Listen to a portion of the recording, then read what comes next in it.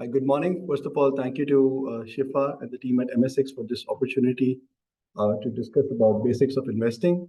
My name is Bishan Bhalla. I represent Vision Capital, an asset management firm that provides research, brokerage, and asset management services. We're one of the largest asset management firms in Oman, managing close to 100 million riyals. We offer different products, and I'll come to them as we go ahead. So the topic for today is basics of investing. A couple of ways we can do this presentation. One is I will go by the slides one by one. If there are any queries, you can either stop me right there and ask me, or you can ask your queries at the end of the session. I'll try and keep this down to half an hour to 40 minutes, and then we can have an interactive session. The idea is to obviously give you some basic knowledge, but to keep it interactive. I think that'll be more value add to all of you. Is that fine? All right, great. So let's start. Okay, so this is just the structure or the topics that I'm going to cover today. Why should one invest? What are the types of investments? What is benchmarking? Some basics about company analysis, just to give you an idea of some of the things that we look at among the different financial statements, some of the ratios we look at. And one very important topic that I would like to keep for the end is a systematic investment plan. So I'll touch that at the end. So why should one invest? Question is, people keep saying invest in market, invest in crypto, invest in gold, invest here, there. Why should one invest? What's the whole point of investments? I believe most of you are in college. So if you're not already earning, inshallah, very soon you will start a job, you'll start earning, you'll start making your savings. And savings is nothing but what you earn minus what you spend.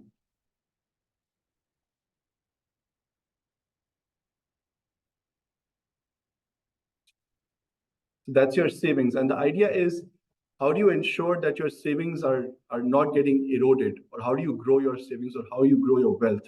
And that's where investments come in. And just to give you a simple sort of approach, let's say every month you earn 100, you spend 40 and you save 60. So every month you save 60, that's 720 over the next 12 months, right? Now, one option is to say, I don't want to invest anywhere. I don't want to take any risk. I'm just going to keep it in the bank. So you can deposit all that money in the bank, and there will be no risk to that capital. But also consider that if you do this every year for the next, let's say 10 years or 20 years, you will collect 720 every year. But what also happens is that you lose out the opportunity to grow that capital. And one of the risks is inflation. Is everyone aware of inflation? What inflation means? Everyone? If this is too complex, please let me know, right? So the idea is inflation is the increase in the price of goods over a period of time. So for example, some of the items that you were able to buy for 100 paisa, let's say 10 years back, today may cost 120 paisa. So the inflation is 20%. So the cost of items increasing over a period of time is a result of inflation. And given the economy, given the place, inflation rates vary from place to place, right? So what also happens is the goods you were able to purchase at a certain price, let's say 10 years back, or that you're able to purchase today, will be worth more or will be more expensive down the line. So keeping your money idle also means losing value of money. It's not just about investing and growing the money. Just keeping it idle also makes you lose value over a period of time. So the idea is you sometimes also invest to get what we call a real return or inflation adjusted return, as well as across different sort of investment items to grow your wealth. And that's one of the basics of investing. Risk versus reward, right? So higher the risk, higher the reward. That's the basics of risk versus reward. And that's a debate that will always go on. Let's say if you had 100 riyals, each one of you had 100 riyals. If I may just ask, anyone can raise their hand and answer. What kind of return would you want to make on 100 riyals over the next 12 months? Anyone, just, how about you? How much percentage return would you like to make? Anyone, yeah, how much percent? 10%. Okay, how about you, sir? 50%, great. Anyone, please. How much? 20, right? So we have 10%, 50%, and 20%, right? Now, just given by the answers I've got, gentlemen, they would have to take the highest amount of risk to make that 50% versus 20% versus 10%. Now, one is it realistic or not? There's nothing wrong in wanting to make that kind of return, but it also depends on the kind of risk you have to take. Now, in your case, sir, by all probability, you may make 50%, but you could also lose 20, 30%, right? So it's always not about reward, it's also about the risk you're able to take or you're ready to take. And depending on what your characteristic as an investor is, risk and reward will be defined accordingly. So if you're okay to take risk, you will be rewarded accordingly, but you could also be punished accordingly. So that's why the word risk has to be weighed in very carefully. People have seen markets do extremely well, let's say over the last 2-3 years. You might say, everyone's making money. It's so simple. I just have to put money in the markets and I will make returns. But there are also times when the markets go down. If anyone follows the markets over here, we saw what happened when Japan sort of changed the interest rates. The market fell 13% in one day. In one day. The US markets were also down. They spoke about billions of dollars of market cap being wiped away. So the point here is that while markets over a period of time historically give you returns, they can also take away your returns. So it's risk versus reward. Having said that, the idea is of this session and overall is to get enough information, knowledge about markets, about basics of investment to make informed decisions. I'll be honest, I do this for a living. I cannot tell you where the market will end this year. And if someone told you, they would be lying. The idea is you do your work, you gain that knowledge to make informed decisions, but in the end of the day, nobody can tell you what exactly the market will end at. You have some broad indicators which give you an idea of what is good versus not so good, but no one can give you an exact number. So just the first point is no one has a crystal ball. The entire point of this conversation and this field is to gain enough knowledge to make informed decisions. And sometimes even after making the best investment decisions, things don't go your way and you have to live with that. So that's effectively the first point. I know it sounds a bit scary, but that's a small tip for someone who's been in this market for 15 years, right? Time value of money. Are people aware with time value of money? Does it make any idea? Any queries over there? All right. So the basic idea is a dollar or a real today is worth more than a real tomorrow. So for example, if someone told you, I will give you 100 reals today versus 5 years later, you would rather take it today because between today and the next 5 years, you can grow that 100 reals.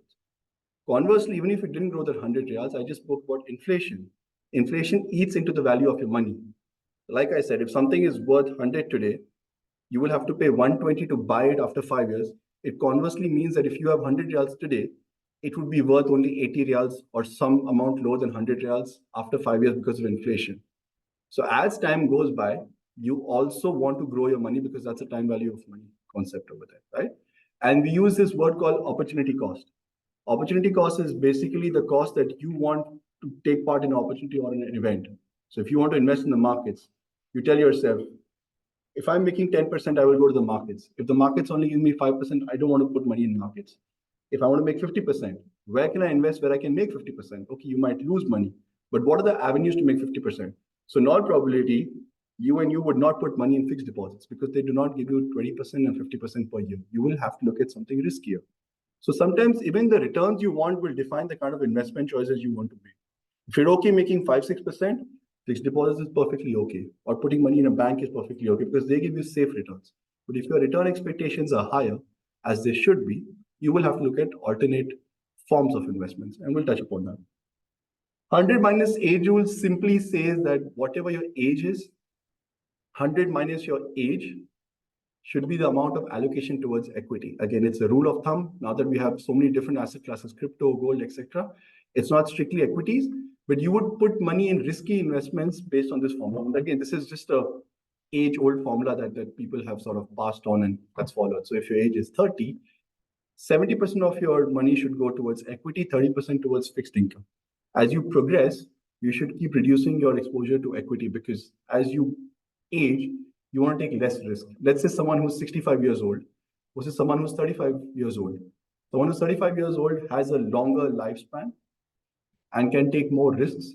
And even if the markets go bad, they have more time to recover versus someone who's 65 and is retiring tomorrow and has just this fixed corpus that they don't want to sort of, let's say, take a risk on. They would be more, let's say, well off putting that money in fixed deposits and lesser money in equity. So that's the 100 minus age rule. Any queries or I can continue? Please. I decide this person out of how can I calculate risk? How can you calculate risk? That would be a statistical measure which is beyond the purview of this, but effectively what you would do, or what I would do, is I would look at the different asset classes, right? So I would look at fixed deposits, I would look at equities, I would look at real estate, I would look at gold, I would look at commodities, I would look at crypto. And I would look at a reasonable data sample. When I say data sample, let's say, should I look at the last 1 year, or last 2 years, or last 5 years, 10 years, 15 years, 20 years, 25 years, and see on average, how much returns do I make every year from this asset class? Now, typically in all these cases, fixed deposits will be the lowest, but the safest. And depending on the asset class, you will have some asset classes that will outperform the others over a period of time. Generally speaking, I'm yet to come across an asset class which over the last 20 years has given 50% on average. But you would at least get some idea as to what return each asset class gives. Now, for example, let's say if crypto is hot or is doing very well, probably if you're ready to take the risk, crypto would be at that point in time. Again, I'm just giving a very broad example. And let's say if technology stocks are doing well, which they were a while ago, probably that's your best bet, given historic data as well as what's the current theme. But broadly speaking, 50% would mostly be difficult to achieve, in my honest opinion. Any other queries? None? I can go home. Okay. I understand there are different types of investments, but just for the purpose of this session, I've just kept it simple to fixed income or debt and equity. And of course, there's crypto, there's commodity, there's real estate, there are a bunch of other investments, but just to keep it simple, I'm only going to talk about two investments, right? First is fixed income or debt, right? And the concept of fixed income or debt is that you get a fixed return for a limited amount of risk. So effectively, let's say if you have 100 reals and you said, I don't want to lose this 100 reals come what may. I want to make sure this 100 real is safe. I understand that I can make more returns by going to stock markets, but I want to make sure I do not lose this 100 reals purely because I want to go for higher education in the next 3 years, and I need to make sure this 100 real does not go down in value. So one of the options is debt, where you go to a bank and you say, listen, I have 100 reals. I'm ready to deposit this for 1 year. How much return can you give me? So they say, okay, if you do a fixed deposit for 1 year, we'll give you, let's say, 4% or 5%. Now, what happens is they give you a fixed return, which is guaranteed. They will give you a principal or the 100 real back after 1 year, and there's no risk, or there's limited risk. The risk is if the bank collapses, which is low risk currently, right? So in that case, you effectively already know that at the end of 1 year, you will get your 100 reals back, and you will get that 5 reals of interest back, and there's no risk over there, right? That's what a fixed deposit is. Now, there are different forms of debt instruments. One's a fixed deposit, which is issued by a bank. Then if a company issues a similar product, it's called a corporate paper or a corporate bond. Government bond is when the government issues you a fixed deposit. Or the government says, listen, borrow from me. I'm going to give you, let's say, the same 3 or 4 or 5%. And after 1 year, you'll get your 100 back. And perpetual bond, I'll touch in a bit. Now, in terms of ranking, generally, government is the safest instrument. Reason being, the risk of default of a government or a sovereign is the lowest. And hence the returns offered by a government bond will be generally the lowest. Followed by, let's say, a bank. So the lesser risk of a bank or a company collapsing, the lesser return they will give you. So even within, say, the same 100 reals that you will have a government bond giving you, let's say, for example, 4%, bank giving you, let's say, 5.5, 6%, a corporate giving you, let's say, 7.5, 8%. That's typically what happens. It might vary from time to time, but generally this is the order in which you will get your returns. All have a fixed interest, and you'll get your principal back upon maturity.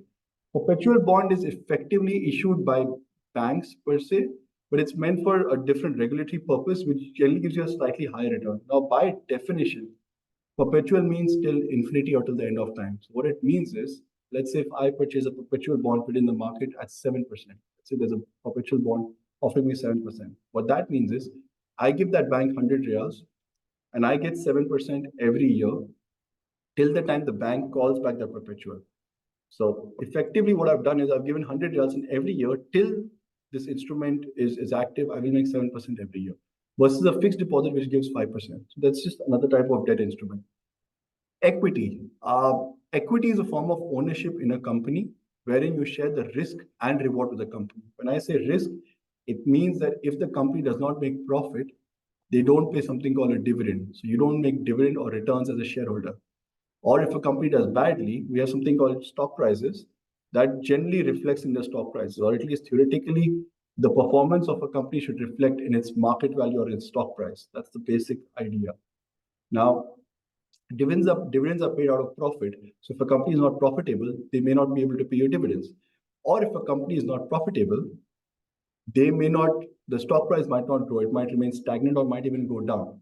So the same person who, let's say, buys a stock of Bank Muscat at, let's say, 250 paisa, and the bank does extremely well, and let's say at the end of the year, the bank gives you a dividend of 15 paisa after 1 year, and the stock price goes to, let's say, 260 paisa. So you bought something for 250, the stock price is at 260, you made 10 paisa there, and a dividend of 15 paisa, 25 paisa returns you made on 250 paisa. So that's 10% return. The same person who went initially to Bank Muscat and put money in a fixed deposit made 5%. So for a person who holds a fixed deposit, your return is 5%. For someone who bought the stock, you made 10%. Now let's say the markets are volatile, Bank Muscat gave you a dividend of 15 paisa, but the stock price closed at 200 paisa because the markets just went down. There was some bad news. You made that 15 paisa dividend, but the stock price corrected from 250 paisa to 200 paisa. So you lost 50 paisa on the stock price, but you made 15 paisa dividend. Minus 50 plus 15, 35 paisa. You've lost 12, 13% on the stock. So that's where you participate in the risk and reward in equity versus debt, where you have least amount of risk, but limited amount of returns as well, right? Trading versus long-term investing. Sometimes what people tend to do is they don't have a long-term view. They say, you know what, the stock is going up, I will buy it and then I will immediately sell it at a small return, let's say 2, 3% or 5% or 10%. Long-term investing is typically associated with doing a fundamental analysis or sort of studying a stock or a sector inside out and saying, you know what, this is the best company. I'm going to buy it and I'm going to hold it. I don't want to sell it after 6 months or a year or 2 years. I think this will give me good returns over a period of time. And I'm just going to hold this stock for, let's say, 2 years or 5 years or 10 years. So you have trading or short-term investing versus long-term investing. That's one approach. Mutual funds, are people heard of mutual funds? Are you aware of mutual funds, what they are, how they work? Right? Okay, great. So effectively, mutual fund pools in money from multiple investors, hands it over to professionals who manage these funds, and enables you to access a wider sort of array of stocks or investments in a professional way. So effectively, if today you said, you know what, I think the market is great, but I only know, I'm very good at the banking sector. I know how to look at banks. But what about manufacturing? What about telecom? What about industrial? I'm not that, let's say, I'm not that well versed with these sectors. A mutual fund generally is managed by investment professionals who understand these multiple sectors, and they make investment decisions for you. So it's one way of handing over your money to professionals who will manage it for you across different sectors, companies such as ourselves. So that's the idea, where you have, pooled money given to professionals who manage your money and grow your money for you in markets when the markets go up. Discretionary portfolio management is another product wherein, let's say, if you had a certain amount of money, but you want it specific to your requirements. You go to a fund, to a company, and you say, you know what, I have this amount of money, I have certain requirements, which may not be met in a mutual fund because mutual fund has broad guidelines, but you want to, let's say, not invest in the banking sector. So I'm ready to give you money, but don't put money in the banking sector. And then you can say, okay, let's tailor a portfolio just for you, where we'll take care of your requirements, and accordingly we'll execute the portfolio. So you might say, listen, I'm okay to take a slightly higher amount of risk, but my return expectations are so and so. So you can tailor a portfolio specifically to your requirements in discretionary portfolio management. Exchange traded funds, effectively, just to give you an idea, you have something called an index fund, right? So let's say you have the MSX 30 in Oman, right? You have the Nasdaq, you have Dow Jones, you have S&P. Now S&P has, let's say, I don't know, 300-400 stocks, for example, or let's say MSX 30 has 30 stocks. So you want to mirror the performance of MSX 30. Now it's very difficult for you on a daily basis to buy each of those 30 stocks in that exact proportion. It's very difficult for an individual to do that. What you do is you go and buy an index fund. MSX does not have an index fund, but a lot of markets have index funds where the job of the portfolio manager is to mimic the index on a daily basis. So effectively, you are mimicking the performance of the Nasdaq or the Dow, or let's say the S&P. So there, effectively, whatever returns the index makes, you will more or less make the same return. So if the index goes up 5% over the next 6 months, you will make 5%. If the index goes down 5%, you will go down 5%. So your returns are linked to the index performance, right? Any queries? Yes, regarding the mutual funds, I saw something on the internet was about talking about the Sharia investment funds, like the S&P 500. Is it considered the mutual funds for some years? Like you pay monthly 200 riyal or something, and they will invest it for you for incomes like 7 to 12%. Yeah. So what I'm going to do is I've kept the last slide specifically for this. What you're talking about is something called a systematic investment plan, or SIP. I believe that's extremely important and most relevant to the audience over here. So I've kept that right for the end, and I'll touch upon that once we finish. A Sharia mutual fund is nothing but a mutual fund that follows Sharia laws. So effectively, if there's a single company that I want to invest in, there are certain Sharia guidelines that the company has to meet for it to be Sharia compliant. When the same thing you apply to a mutual fund, effectively it means that if the mutual fund has a universe or a total available stock sort of selection of 1,000 stocks, each of those 1,000 stocks have to meet those Sharia requirements. And then only the mutual fund will consider investing in them. So if a mutual fund, which is Sharia compliant, owns 40 stocks, each of those 40 stocks will be Sharia compliant. So that's a Sharia compliant mutual fund versus a mutual fund that's not Sharia compliant. Is that fine? And I'll come to your specific query. Do we have something almost the same as this kind of investment? So for example, Vision itself offers you a Sharia compliant mutual fund called the Al Khair Fund, wherein every single stock that is owned by the fund is Sharia compliant. To the returns part, I will come to a bit later, and how you go about sort of investing on a monthly basis, I will come towards the end because there's a specific slide to that. So I'll definitely address that in the end. And after that slide, if there's some query that's not addressed, we can take that after the session as well. Anything else? All right. Right. All right. So benchmarking, right? Again, just don't want to spend too much time on this. But effectively, let's say, the same three people invested money, and one made 10%, one made 12%, one made 15%. Let's say you wanted to make 10%, you made your 10%. You wanted to make 50%, you made only, let's say, 12%. You want to make 20%, you made 15%. Now, who should be happy? Who should be upset? Ideally speaking, you should be the happiest because you made closest to your return.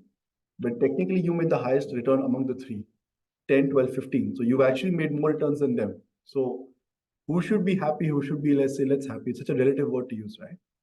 So when you say, okay, compared to what I wanted to make, I made -5 because you wanted to make 20, but you made 15. You also wanted to make 50, but you made only 12. You wanted to make 10, you made exact 10. Great. Now let's assume you invested money in Oman, you invested it, let's say, in London, and you invested in let's say, USA, right? So you might say 10%, 12%, 15%. Great. Now let me give you something called a comparison or a benchmark. In Oman, let's say the average return for that year was 15%. You made 10%, right? So versus the benchmark, you actually made 5% lower. You sir were in London, the markets were down 5%, and you made 12% on that one stock. Now you feel better because the markets are down 5%, but I made 12%. I made -5 plus 12, 17% more than the market. And for yourself, you made 15%. The markets were zero. So, okay, you didn't make it 20%, but where the market on average returns 0%, you made 15%.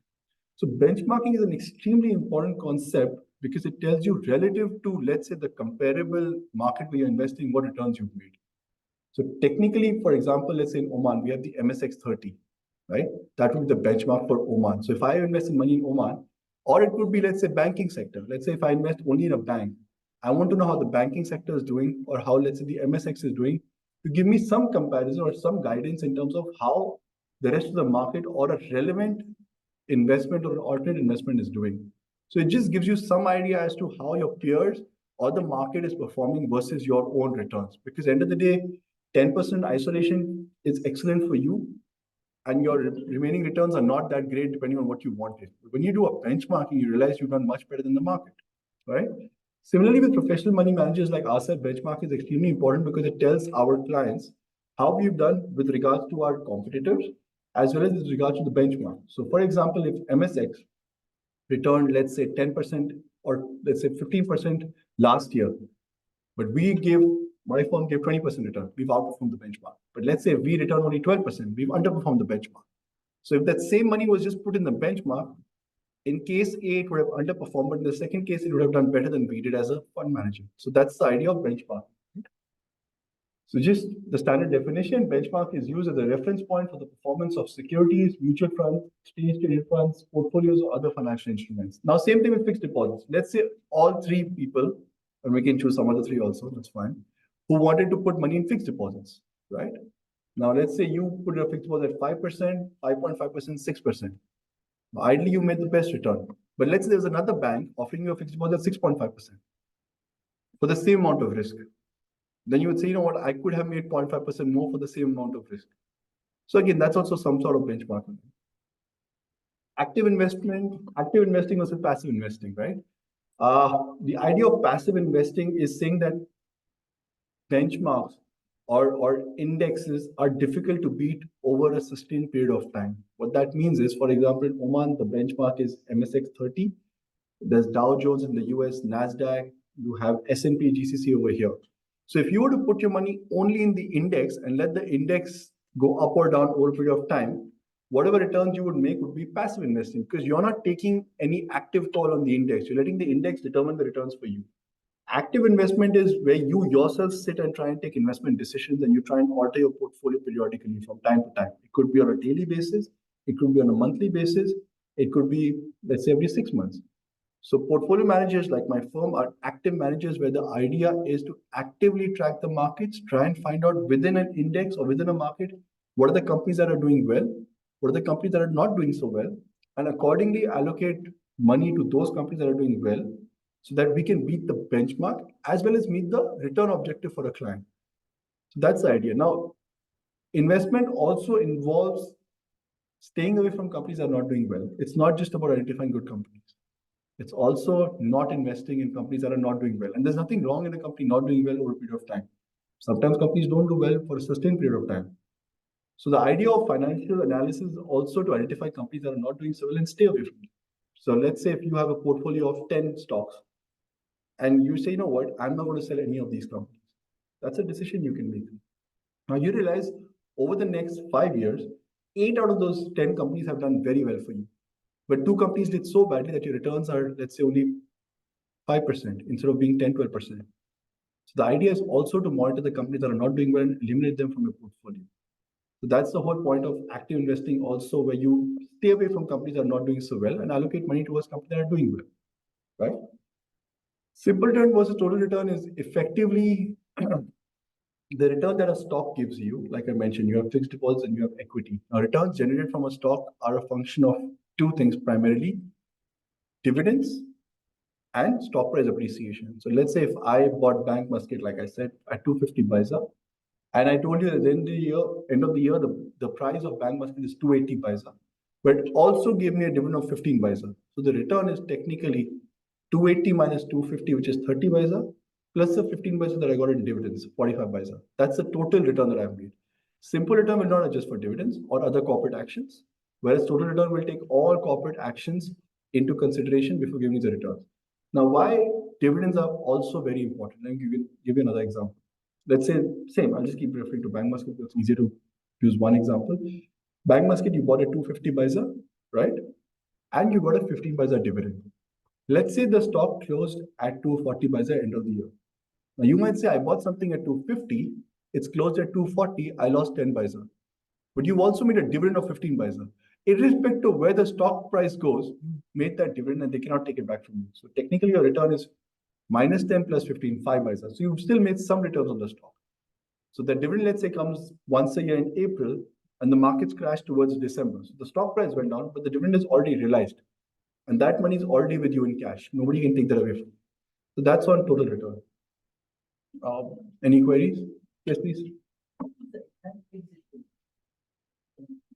One is change. What is exactly? Sorry, I couldn't hear you. Exit day. You know, it's 1 day before the day. So what is the X date you're asking? Exit date of the share. To sell the share before the day. Right. So whichever. So sorry, sir. You're asking me which day, until which day can I hold this share such that I am entitled for the dividend, right? So you have a record date. You have the shareholder meeting and you have a record date. And as of that day, if you hold the share, you'll be entitled to receive the dividend. The next day onwards, if you sell the share, you will still get the dividends. The incoming investor will not get the dividend. Now, I think I can talk on this a bit later because that would effectively tell you about when should you buy a stock and at what price should you buy a stock after the record date. Can we address this after this? I'll come to this, yeah? Any other queries? Yes, please. I noticed in مسقط, their companies, they made the losses last 3-4 years. But before, they were very good companies. My question is, when your fund will start looking at this company and turning point, when do you notice it? You check the income is increasing, profits are active. Sure, good question, very good question. When does a company that has not been doing well start doing well, and what are the signs? And when does a company that has been doing well start not doing so well, and what are the signs for that as well? Right now, the answer is far more complex than what I'm about to give you, but at least to give you some idea. It also depends, among other things, which sector the company operates in. What is the state of the economy? Sometimes the problems are specific to a company. So what that means is the sector and the economy are doing well, but a specific company is doing not so well. And sometimes it's just a systemic risk where the entire market is going through a downturn and there's not much that can be done. I would look at a multiple sort of factors over there. Now, for example, we witnessed in the industrial sector in Oman, for example, companies that manufacture industrial products over here, you have huge competition from neighboring countries, UAE, Saudi Arabia. So what happens is, let's say the demand for tiles, for example, is, let's say, 100 tiles per year. Local companies, let's say, manufacture 80 tiles per year, right? But the import into Oman from neighboring companies is another 50 tiles. So you have a demand of 100 tiles per year. Omani manufacturers make 80 tiles and 50 tiles come from outside. That's 130 tiles. What that effectively tells me is that 30 tiles will go unused. There'll be a lot of competition in sort of selling those tiles. Now you say, okay, let's say the market price per tile is 1 riyal. That's a standard rate, right? But let's say the neighboring country comes and sells those tiles for 800 paisa. So when I go to buy a tile, I'll say I have the same tile. One is at 1 riyal, one is at 800 paisa. I'll be more inclined, if everything else is equal, to buy the cheaper tile, which means those 50 tiles will sell. Out of the 80 tiles made in Oman, only probably the balance 50 will be sold and 30 will go unsold. Now that the company has done nothing wrong, but it's just that competition has come in, which was not there earlier. And now the company is not doing well. Now, let's say with time, they develop a technology which is far superior to the neighbors, or the neighboring country gets, let's say, a ban on entry of tiles or a duty on entry of tiles. Let's say I impose a 10% duty. Now that same tile instead of 800 paisa is, let's say, 1 riyal 50 paisa. Automatically, the same consumer will go and buy the tile at 1 riyal versus 1 riyal 50 paisa. That's a turnaround sign for me, which means those 80 tiles made in Oman will be sold completely to this market. Or let's say you say, I'm going to start selling to outside countries where there's a better prospect of selling. So there are multiple indicators, but some of them are in terms of the first step would be to identify what the problem is. Why is this company not doing well? Is it just about the market? Is it something wrong about the management? Is the product, let's say, not the latest in the market? I often quote this back, when I was in college, 2000, long time back, anyways.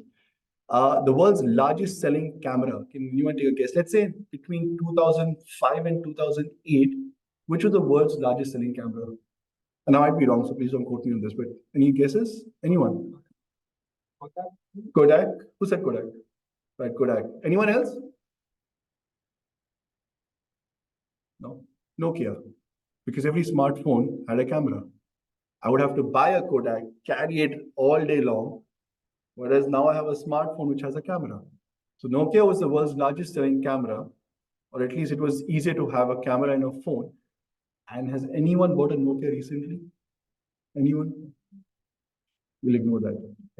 So the idea is the company had a great product, but the product didn't catch up with the times. Anyone heard of BlackBerry? Research in motion, Canadian company BlackBerry. I owned one and I thought it was the best one ever made. It was extremely slick. It had a keyboard on the phone. It was very easy to type. BlackBerry Messenger, anyone? Pre-WhatsApp days, right? Anyone heard of that company? Anyone's bought a BlackBerry? Anyone owns a BlackBerry today? Right? So the idea is great products don't stay great always. And one of the reasons why companies like Apple or Microsoft do well is because they stay relevant with the times. So iPhone 4 or whatever it was versus iPhone 15 Pro Max, they keep evolving, they keep coming up with new products. And again, it's difficult for me to tell you what's a success formula for a product to do well. People spend billions of dollars on that. But the idea is with time, products also evolve. And sometimes products or companies that are doing extremely well in one period of time don't always survive or do that well over a period of time. So just to broadly answer your question, there are multiple factors, but you want to look at, is it only financial factors? Is it, say, market conditions? Is it, let's say, some policy change that can help it? And those things I would analyze and then probably try and take a informed decision. Talking to the management is very important. What are their plans? Sometimes you often see companies change the management. We've hired a technical specialist, or we've hired a new CEO or a new CFO. And you talk to them, you understand what's their strategy. Both sides, to understand when a company is going to start doing well, as well as when a company won't start doing well. Sometimes it's event driven. You realize that, let's say, for example, Kharif season in Sarala, automatically your mind will say the rent-a-car business will do well, hotels will do well, restaurants will do well. So that's the right time to probably look at a company that does that business. Just to give you a simple example, right? I hope that answers your question. Any other query?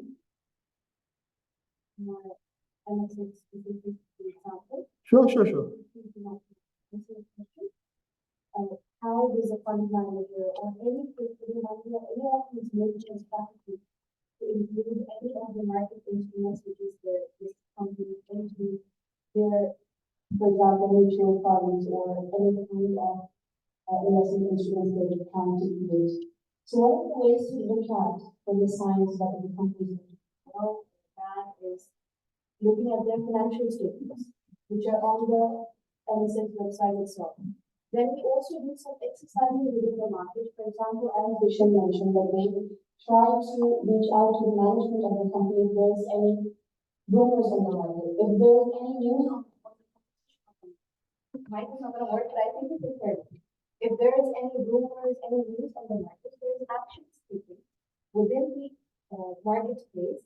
For example, by Musqat Stock Exchange, what we do is we bring in companies to answer questions regarding their financial disclosures. To make it more specific, for example, when we talk about competition among cement, all their cement production is based on the cost and price of clinker, and the cost of clinker and the supply of clinker from the local companies. So whenever there is a news in the global news channel or regional news channel or within locally, that there is a change in the price, we conduct these exercises to bring the management to find out whether they have strategy or not. If the management does not respond to the post, if there is no proper strategy, so these are certain signs that the portfolio managers can look at that the strategy is not correct or in place. So we might not take them into our next mutual fund, or we might drop them, or we might reassess our fund management strategy in the future on these companies because the news or the information related to these companies are not properly disclosed or not transparent enough. So there's the company part. Then the news is a very important aspect that the market reacts to. And portfolio managers are market participants. They react to this information and they interact with the management on the basis of this information to make their informed decisions on their futures. Yep. And actually, a big thanks to the team at MSX because they've mandated all listed companies to do at least 2 MSX calls where effectively you have a dedicated time slot where we can interact with the management. So either they give us an overview of the company via presentation, or it can be a direct chat where all the queries we have as portfolio managers or as investors, you're allowed to ask on that one dedicated forum. So of course, you can obviously have that ongoing dialogue with the company, but this is a dedicated forum to effectively talk about the performance of the company on the most recent sort of published numbers. Apart from that, there's also a mandate to quarterly upload your financials. I think that's a great tool because it gives you a lot of information. So I've seen multiple sort of stock exchange websites, and MSX is right up there in terms of the information that's available on companies, dividend history, stock price performance, published financials, any relevant news has to be disclosed over there. And then you have these quarterly or let's say half-yearly calls. There's one going on right now to sort of interact and engage with the management, understand what the strategy, what the challenges are. So that actually is a very important part of our decision making, talking to management on a consistent and regular basis. Yeah. Anything else for now? As mentioned, company analysis, right? We've spoken all about how it's great to put money and grow that money, etc., etc. I'm going to very briefly, of course, I don't endeavor to sort of encapsulate everything about financial analysis in this short time, but just to give you some idea of some of the things that we look at. Now, this is not an exhaustive list, but you have the three main, among other financial statements: income statement, balance sheet, and cash flow, right? I'll start with the balance sheet, right? Effectively, when you set up a company, you put in something called equity or share capital. That's how you start your business. You have a share capital over here, right? And what you could also do is you could borrow from the bank as the business grows, or initially if the bank is ready to take some assets from you and give you some sort of funding. So the sources of funding are effectively share capital and bank borrowings. And what you do, let's say if you have an industrial setup, I understand this might not be directly relevant to a bank or a financial services company. This is more attuned to a industrial company or a manufacturing company. So the idea is, let's say you want to produce, for example, like I said, cement, right? So you need to set up a plant that sort of does cement manufacturing. So you set up a company, you identify a area, you buy some machinery, you buy raw materials, you produce, cement, and you sell it in the market, right? Now, I'll keep changing between balance sheet and income statement. Now, when we look at the income statement, it tells you the financial performance of a company over a period of time, right? So let's say it's for the full year. Revenue is effectively the money you earn by selling a product or a service, right? Cost of goods sold will tell you how much it costs to produce that one particular product. So, for example, cement. How much money am I spending to produce cement? How much money am I making from selling cement is revenue.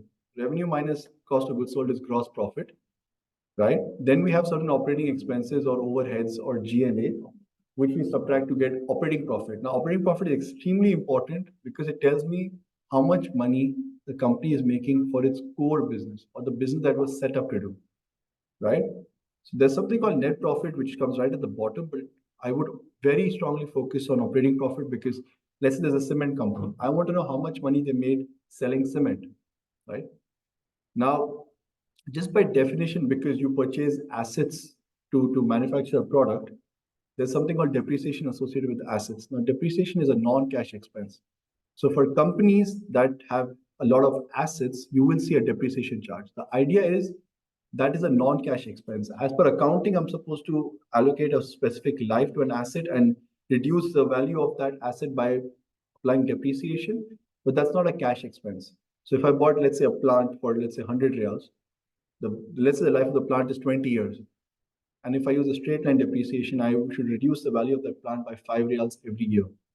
So end of year one, the value of the plant is 95. Now, technically, the plant is still operating at full capacity and it will operate for the next 20 years. But as per accounting standards, I have to depreciate its value by, let's say, 5 reals every year.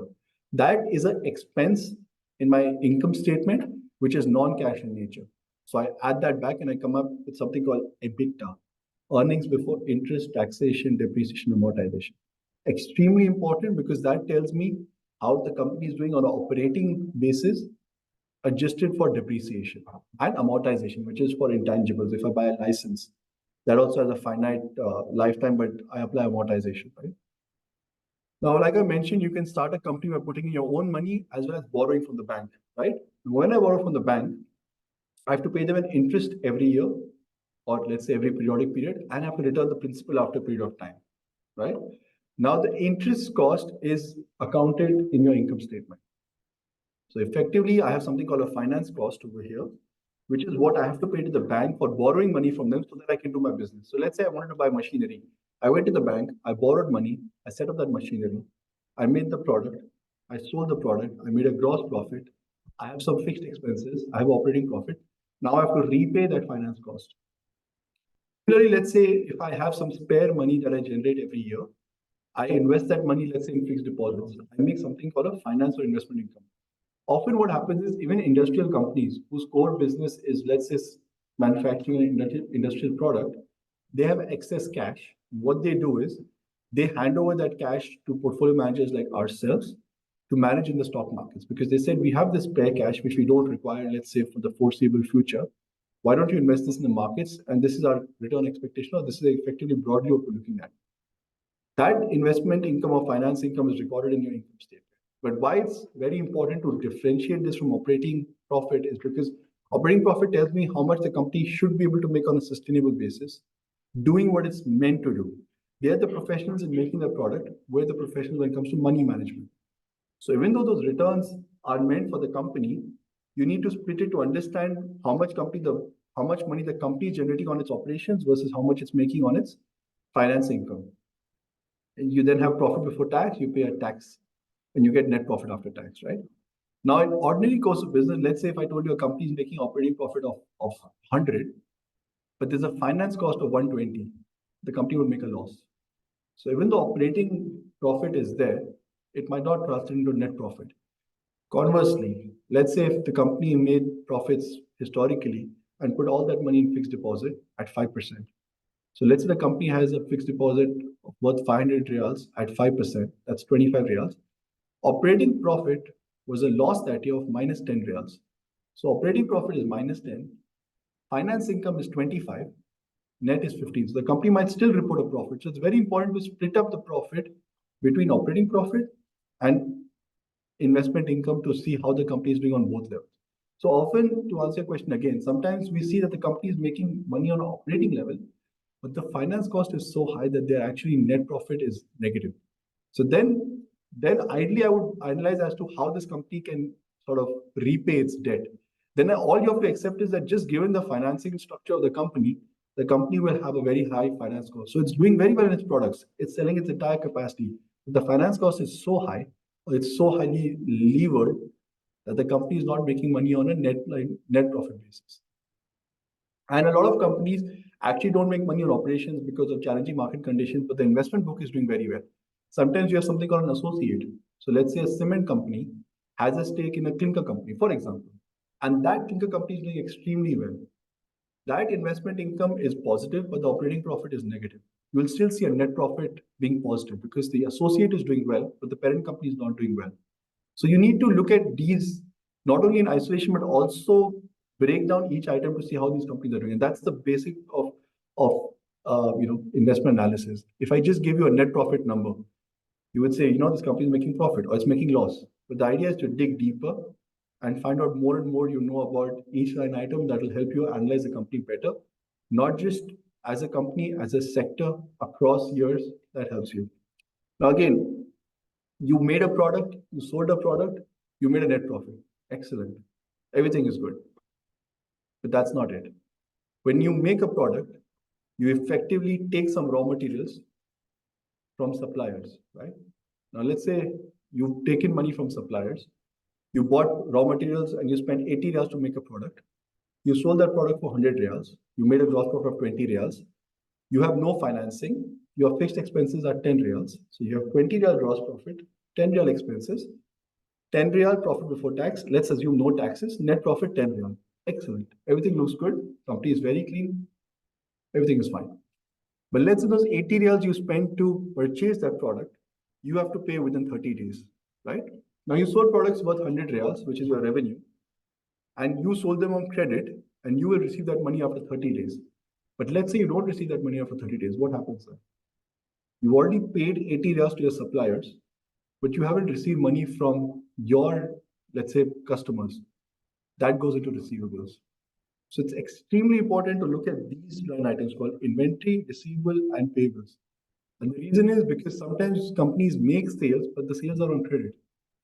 That's just the nature of business. You buy material on credit and you pay it after a certain amount of time, and you sell your products on credit and you receive the money after a period of time. And that is extremely important to analyze because that tells you how much money is stuck in the business. Because let's say you made the payables were cleared, receivables were not received. Now to make the next set of products, you need cash. Where does that cash come from? So you don't have that money. So then you have to go to a bank, borrow money from them, pay an interest cost to them. At the same time, your supplier says, I want money in 30 days. Now it's been 30 days, you haven't received your money. How do you pay your supplier? He'll say, next time you pay me money upfront, or else I will not supply to you. Or I will supply to you at a higher cost. So it's very important to even look at what we call working capital, extremely important for companies to analyze how the cash is rotating. So it's very easy to look at income statement and get influenced, but one needs to understand about working capital as well, right? And then you have the cash flow statement, which also tells you how much cash a business is generating. And it's broadly categorized into operations, investments, and financing. So all your working capital, everything is factored into your cash flow from operations. Any purchase of plant, machinery, equipment, etc., comes in investing activities. And then the money you borrow from the bank, the repayment you make to a bank, the dividends you pay are all part of financing. So that's how we classify or broadly our financial statement. Now I understand it's not enough to explain everything about a company in these three statements, but this is just a broad outlook of these three statements. Any queries on this part? Right. This is just some of the key metrics. So one is, of course, looking at the numbers. But let's say, how do I compare a small phone manufacturer or technology company with Apple? Apple is probably one of the largest companies in the world. How do you compare? What you could do is you could at least compare some ratios. Now, ratios gives you some sort of an apple-to-apple comparison. So if I said Apple does a revenue of $200 billion and makes, or let's say, for example, in context of Oman, how do you compare the largest bank Muscat, with, let's say, a relatively smaller bank? Bank Muscat has a 35% market share. It's the largest bank. It's very difficult for any bank to reach that scale as of today. But when you look at ratios, they give you an apple-to-apple comparison. So if a company which is doing a revenue of, let's say, 100 million and makes a profit of 10 million, another company could be doing a revenue of 10 million, but make a profit of, let's say, 1.5 million. So the return in company B, which is the smaller one, is 15%, whereas for the larger one, it's 10%. Ratio is a form of comparing sort of two companies which have disproportionate sizes, or at least to give you some sort of sector analysis as to how different companies are performing. And you have, again, I believe this presentation will be shared.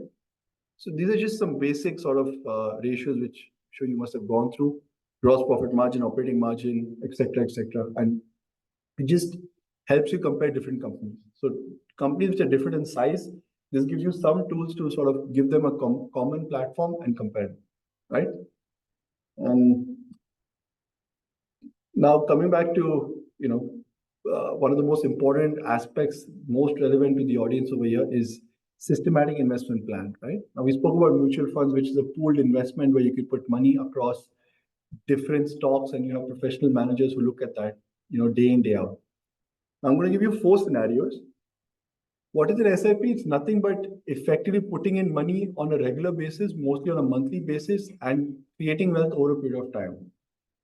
Some of the advantages of SIP is that you can put any amount you wish, even a small amount, and you're building towards a larger corpus over a period of time, and something we call a cost averaging or a dollar cost averaging. So effectively what happens is every month, let's say over the next 5 or 10 or 15 years, every month you invest 100 reals in the market, in MSX, every single month, which means over 12 months, you're going to put 1,200 reals, over 5 years, 6,000 reals, over 10 years, 12,000 reals, and so on and so forth.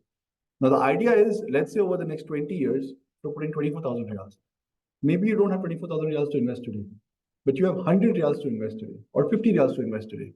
Over a period of 20 years, you will have invested 12 or 25 or 30,000 reals, which you don't have today, but at least putting that money on a monthly basis brings in investment discipline. Now, second is cost averaging. How does that work out? Let's say the market was per unit basis at 100 paisa today. Next month it's at 110 paisa. Next month it's at 108 paisa. Next month it's at 95 paisa. So on and so forth. You are buying every single month. So you're sometimes averaging your cost out. So let's say the market falls, you're buying the units at a cheaper price. Market goes up, your existing units are already going up in value. So you are averaging your cost. You're not taking a call on the market today or tomorrow or day after tomorrow or after 1 month. You are you're investing on a disciplined way every single month, to build corpus. Now, why SIP is extremely important, I'm going to illustrate over here. It's called compounding, right? Now, we're going to assume three scenarios primarily, scenario 1, 2, and 3, where people who are 25, 30, and 35 invest every month. So we'll just look at the first three scenarios, right? And let's say all these three people want to retire at the age of 65. So you have scenario 1, 25, 30, 35. The first person would have invested for 40 years, second person for 35 years, third person for 30 years. All of them invest 100 reals per month.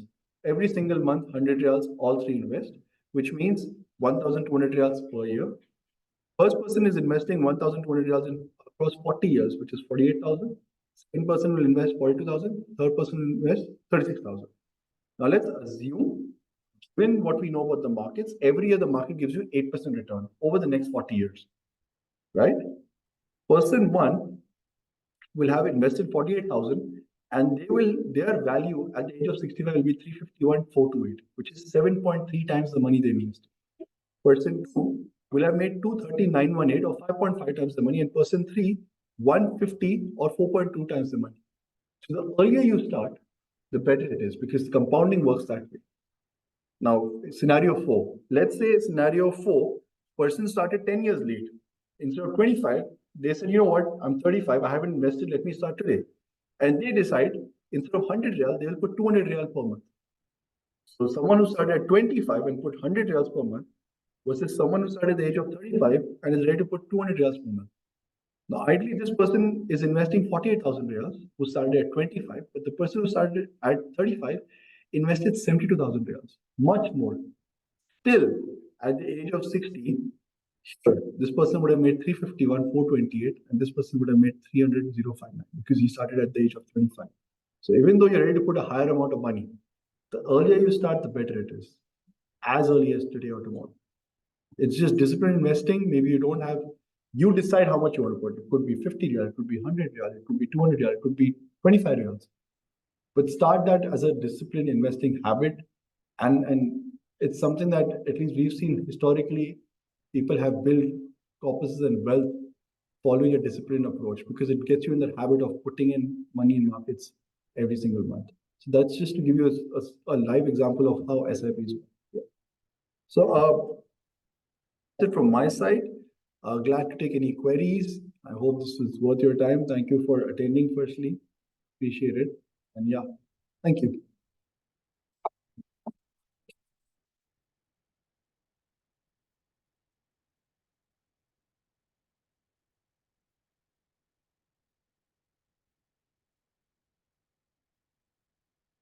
Stop the recording.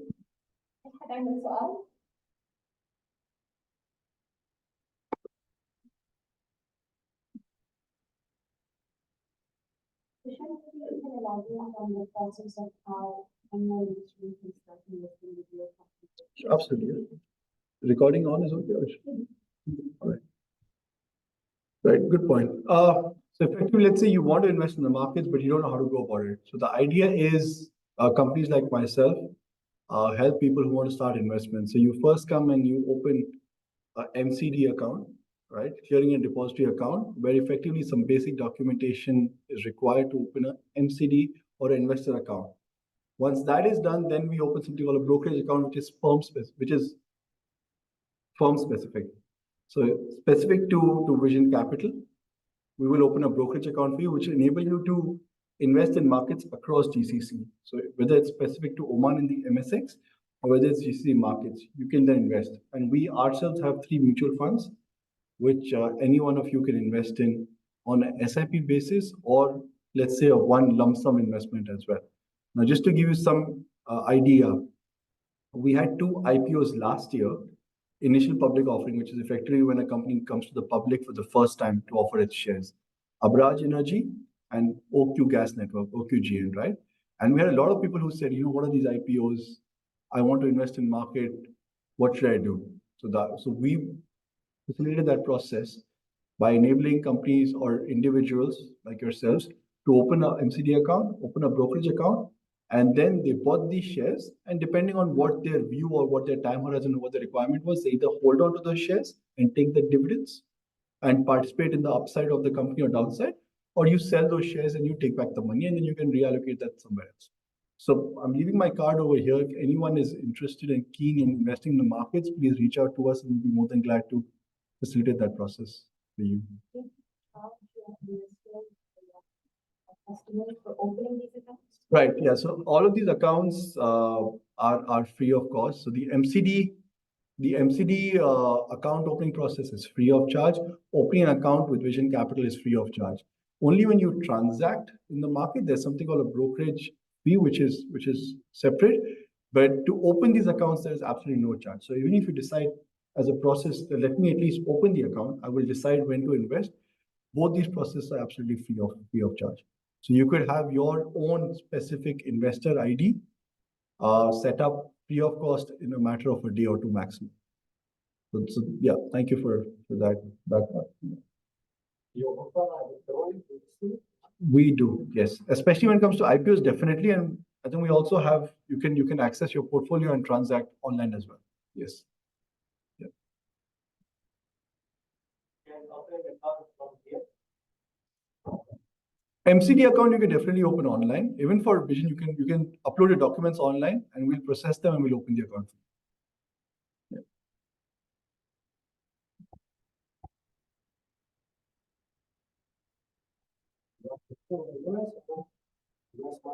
Currently, no. Yes. Historically, we used to do it. Currently, we do not offer US trading. Our primary market is GCC. Also, brokerage companies, for example, they have dealer desk or they have a smaller desk within the brokerage companies where you can invest.